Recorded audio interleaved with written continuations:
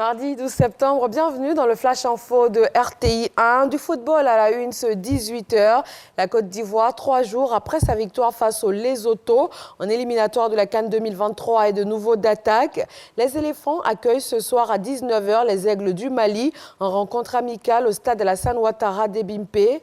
Un derby ouest-africain que le sélectionneur Jean-Louis Gasset et ses poulains entendent de bien remporter pour se mettre en confiance à 4 mois de la CAN. En politique, nous sommes au 2e jour de la campagne électorale pour les sénatoriales. Plus de 240 candidats ont jusqu'au 14 septembre minuit pour battre campagne auprès des grands électeurs, seuls votant pour ce scrutin. Au soir du samedi 16 septembre, ils seront 66 à devenir sénateurs. Nous vous proposerons de voir comment se déroule la campagne sur le terrain dans le journal de 20h. Dans le secteur du transport, les routiers se préparent à l'ouverture des frontières. Une rencontre entre le ministère du Commerce et les transporteurs a tablé sur l'entrée en vigueur prochaine de la zone de libre-échange continentale africaine. Le marché ouest-africain va ainsi s'ouvrir à la concurrence internationale. La coordination africaine des droits de l'homme pour les armées renforce les capacités des membres des forces de défense et de sécurité. L'idée est d'outiller le personnel de l'armée sur le mécanisme de prévention des conflits. 50 éléments des forces de défense et de sécurité ont pris part à cette formation. Deviseo. Génocide rwandais, guerre civile au Libéria et en Sierra Leone, crise post-électorale en Côte d'Ivoire, autant d'atrocités vécues par les populations africaines.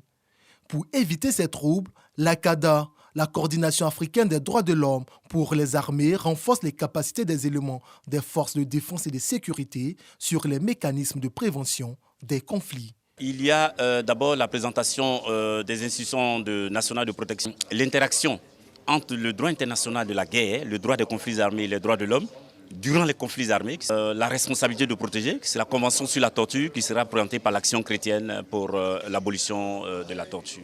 Cette formation sur la prévention des conflits bénéficie de l'appui technique et financier du GAMAC, l'Action mondiale contre les atrocités de masse. L'objectif, c'est de renforcer l'esprit de coopération et de partage des meilleures pratiques visant à prévenir la survenue de génocide dans un pays ou bien si cela existe, d'y mettre fin carrément.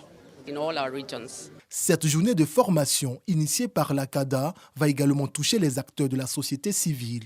Elle se tient en prélude du premier forum régional qui se déroulera du 13 au 14 dans la capitale économique ivoirienne.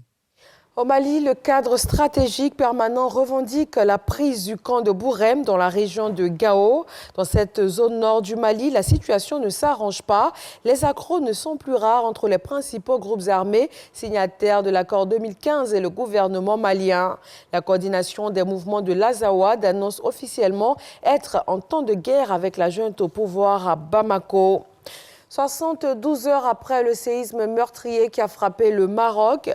Pour soutenir les opérations de secours, la Croix-Rouge et le Croissant-Rouge lancent un appel de fonds d'environ 100 millions d'euros. Une somme qui va permettre de répondre aux besoins les plus urgents, la santé, l'eau ou encore l'assainissement et l'hygiène. Et puis ces inondations en Libye, plus de 2300 personnes ont péri dans la ville de Derna, dans l'est libyen. On craint que ces chiffres ne s'alourdissent dans les jours à venir, avec environ 7000 blessés et plus de 5000 personnes portées disparues.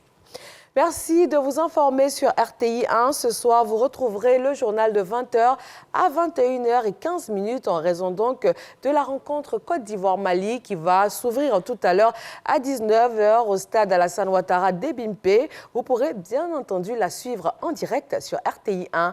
Moi, je vous dis à tout à l'heure.